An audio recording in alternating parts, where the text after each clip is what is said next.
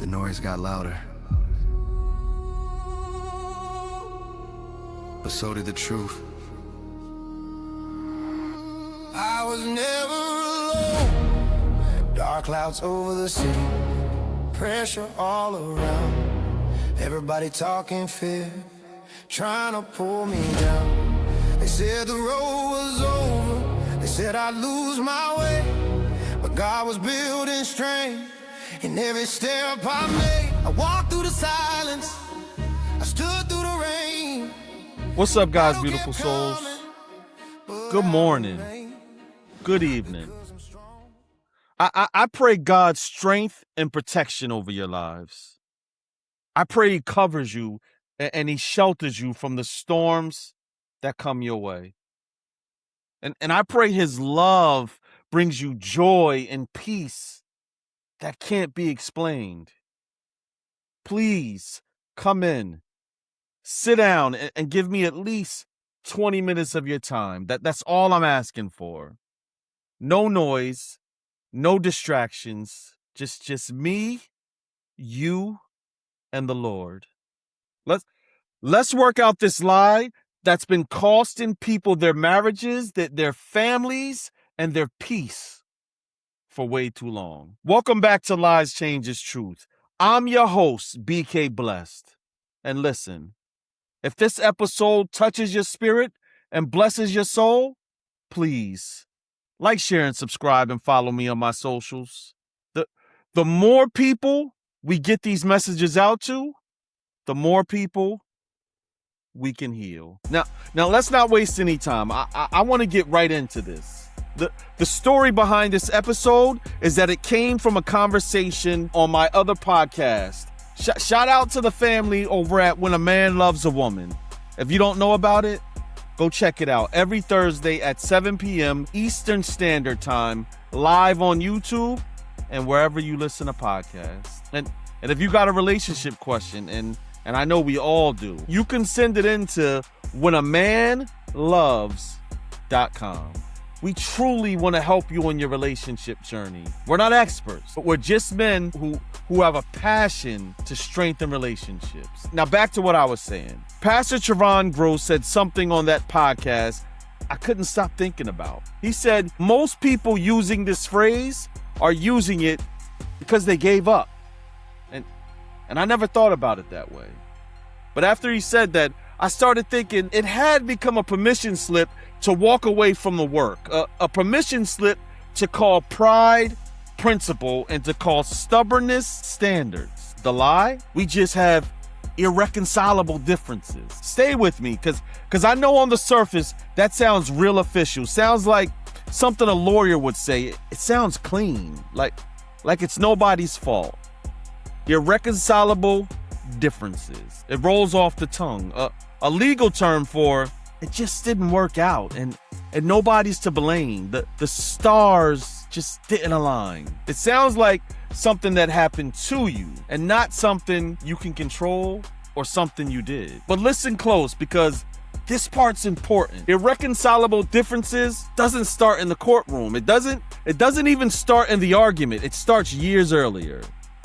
In a moment nobody wrote down. The first time you swallowed a hurt instead of speaking it. The first time you decided it was safer to go quiet than to risk being misunderstood again. The first time you thought, if I bring this up, it's gonna turn into a whole thing, so I'll just let it go. But you didn't let it go. You just buried it alive. And here's what nobody tells you about burying a hurt alive. It doesn't die down there. It grows roots. Every unspoken disappointment, every swallowed frustration, every moment you smile through something that actually cuts you, that's a root going down into the soil of the relationship. And roots, given enough time, they push things apart from underneath, quiet, invisible, until one day the ground just splits and everybody's standing there confused saying, I don't know what happened. We just grew apart. You didn't grow apart. You grew a field of unspoken things, and it finally broke the surface.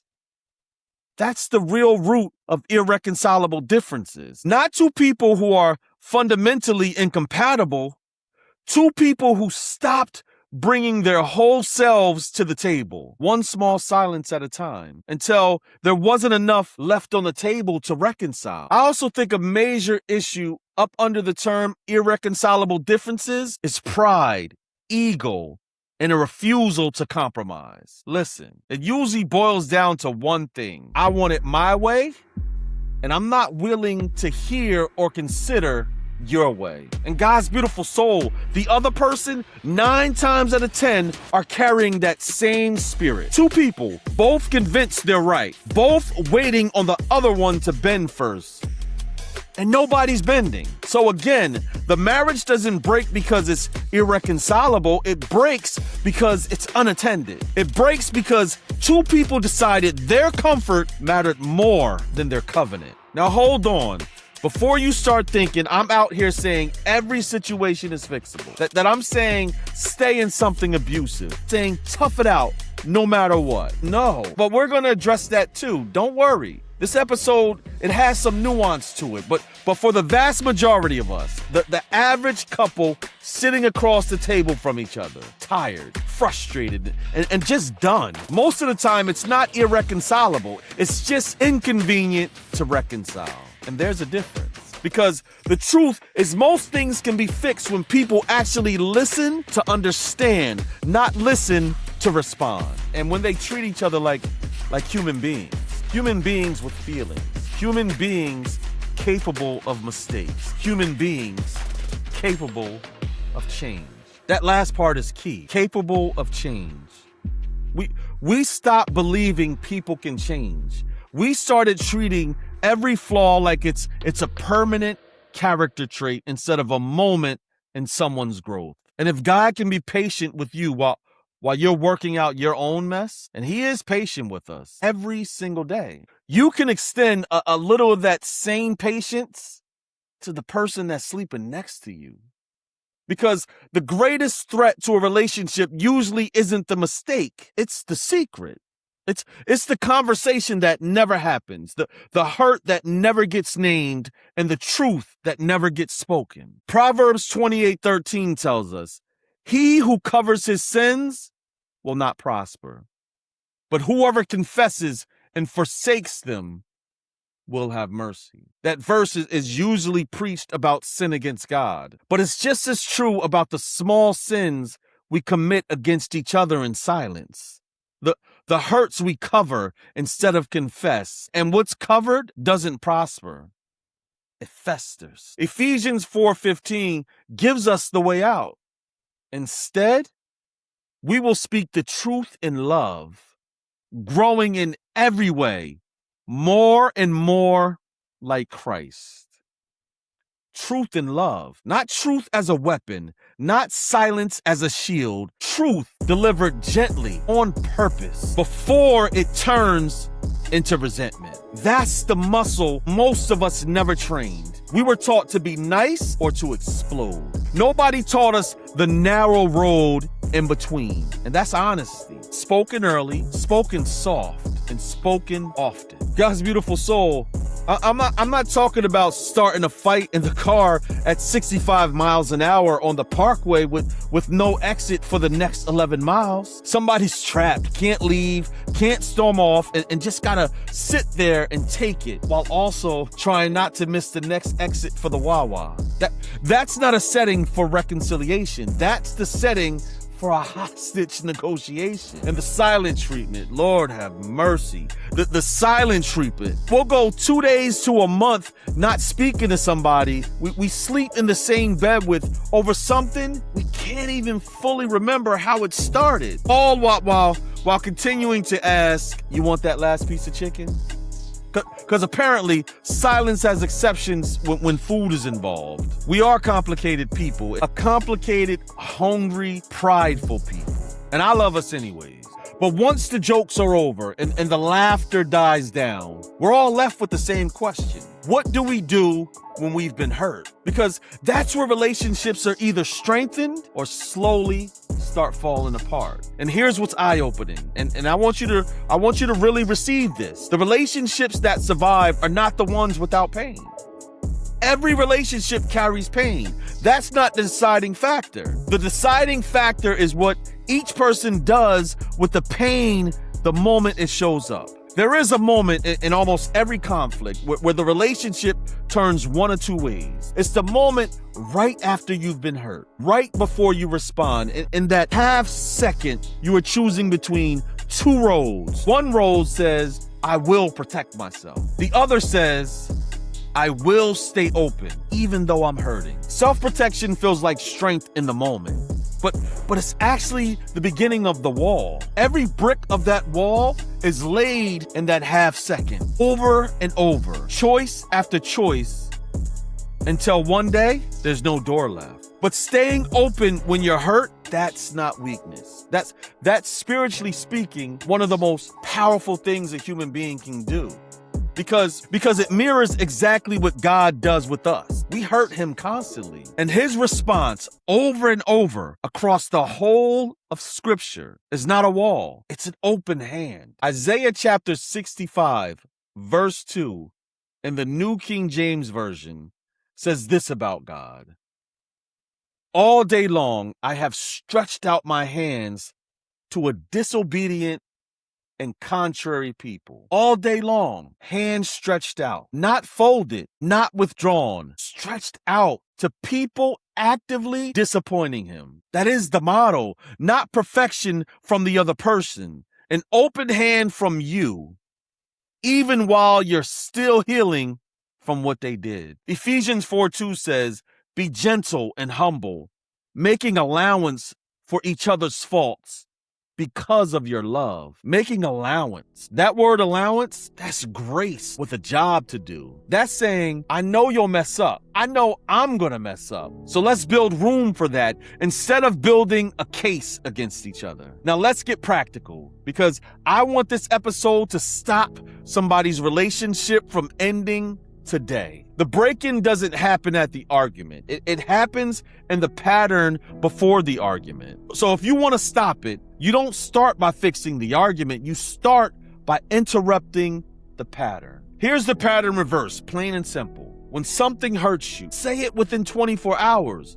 Be calm and specific without attacking their character. Not you always or you never. Those words are accusations, and accusations put people in a defensive posture before you even finish your sentence. Instead, try this. When this happened, I felt this way. That's not weak. That's precise. And precision, it's what allows another human being to actually hear you instead of just defend against you. When they bring something to you, resist the urge to explain yourself first. I know that urge. It's powerful. It feels like survival. But explaining before you've truly heard them tells the other person their pain is a problem to be managed rather than a truth to be received. Listen first. Show them you're trying to understand in words. So what I'm hearing is, then, only then, explain your side. And when you've been wrong, and you will be, we all are, apologize without the word but anywhere near it. I'm sorry, but you also is not an apology. It's a trade offer. A real apology stands alone. Now, I know some of y'all listening aren't trying to save something. You're trying to heal from something that already ended. And I don't want to skip past you because you matter just as much in this episode. If your relationship already broke, hear me. Healing doesn't require you to prove it was irreconcilable, and it doesn't require you to prove it wasn't. Healing requires you to be honest about your part without drowning in shame over it, and honest about their part without drowning in bitterness over it. Both at the same time. That's the narrow road again. Psalms 147:3 says, He heals the brokenhearted and bandages their wounds. Bandages, not erases. A bandage doesn't pretend the wound never happened. It covers it so it can heal properly, protect it over time. God is not asking you to forget what happened. He's asking you to let him tend to it instead of leaving it exposed to infection through bitterness or hiding it through denial. Corrie ten Boom, who survived unspeakable things and still chose to forgive the very people who caused them, taught us that forgiveness is releasing the prisoner and discovering the prisoner was you. Whatever happened in your relationship, I'm telling you now, unforgiveness will not punish them. It will only keep you chained to a moment that already ended. Now, I said I'd come back to this, and I meant it, because I don't want to leave anyone with the wrong idea. This episode is not saying stay in something that's dangerous. This is not me telling somebody to stay with a hand that's been raised against them, a serial cheater, or a situation where safety is the real issue. Some things genuinely require you to leave. And leaving in that case, it isn't pride, it's wisdom. And God is not mad at you for protecting your life. But that's not what most irreconcilable differences are. Most of the time, we're talking about two people who stopped listening to understand and started listening to defend. Two people who let unforgiveness build a wall of unspoken hurt until the wall got so tall, they forgot why they loved each other. God's beautiful souls, I feel like I need to stop and speak directly to someone listening right now. If you're driving, if you're on your lunch break, if you're folding your laundry with your phone propped up on the dryer, hear this, please. Because there's someone who already made up their mind that their situation is unreconcilable. You've already built a whole case to defend your decision so nobody could talk you out of it. You already told your friends it's over. And God is not asking you to ignore how you're feeling. But he is asking you to be honest, because I hear the Spirit saying, before you close that door, are you sure it's locked? Or did you just stop trying to turn the handle? Ask yourself, is your relationship truly beyond repair, or did you just stop believing repair is possible? God is asking someone who is listening to pick the phone back up, not to be a doormat, not to shrink, but to have one more real conversation. The kind where you actually listen instead of loading your next argument while the other person is talking.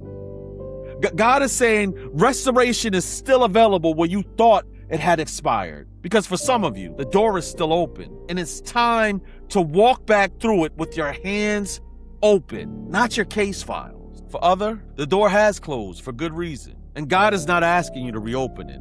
He's asking you to stop standing in front of it and start walking towards what he has next. Discernment is the gift you're going to need most right now. Ask him for it. He gives it generously to those who ask.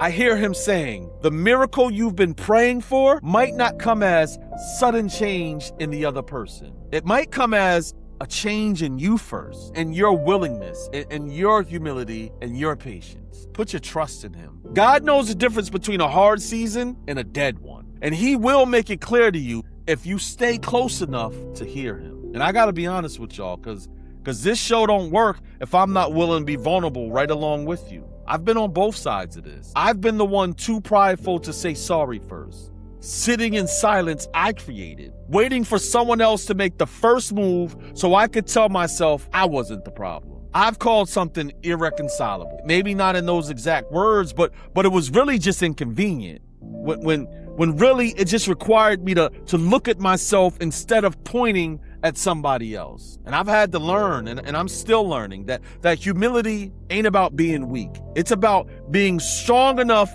to put the relationship above the need to be right. That's the work. That's the real work.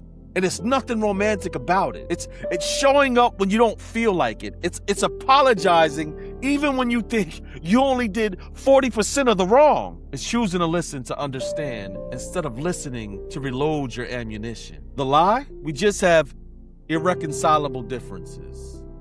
A phrase that hides years of buried hurts and calls the silence fate instead of naming it a choice. A phrase we've turned into a permission slip to quit, when really it's usually pride, ego, and a refusal to compromise. The change. Speak the small hurts before they become roots. Deciding to listen to understand, not to respond. Putting pride down. Doing the actual labor real relationships require, and treating the other person like a human being who can change. Because if God's patient enough to let you keep growing, you can extend that same patience to somebody else. The truth. Most relationships don't die from differences. Most things can be fixed when people actually listen and treat each other with humility and grace. It's rarely the differences that are irreconcilable. It's usually the willingness that ran out. This has been episode 66 of Lies Changes Truth. I'm your host, BK Bless. And before we part ways, I want to leave you with this. If it's not too late for your situation, don't let it be too late for your willingness to humble yourself and make things right. And if it is too late, let this be the moment your healing begins instead of continuing to carry the weight of what can't be changed. There comes a time we have to stop asking what if and start asking what's next. God isn't asking you to live in your past. He's inviting you to grow beyond it. The greatest testimony might not be that you got everything back, but that you became someone new. Right now, I want to shout out Pastor Javon Gross and Karl Marx and all the family at When a Man Loves a Woman.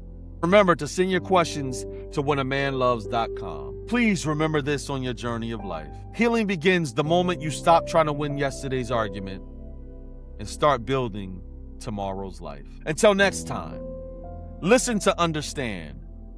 The choice is yours, and stay you. I can hear your whisper breaking through the burden. I was never alone. I was never alone. I was never alone. I was never alone. Through the fire, through the storm, you were there, holding on. I was never alone. I was never alone. Oh, you carried me when I couldn't stand. You guided me when I couldn't see. You stayed with me when everybody left. You never changed. You never left. I was never alone. I was never alone. I was never alone. I was never alone. Faith alive, hope restored, every battle for your glory. I was never alone. I was never alone. Still standing, still believing, still moving forward because you were there. You are here. And I was never alone.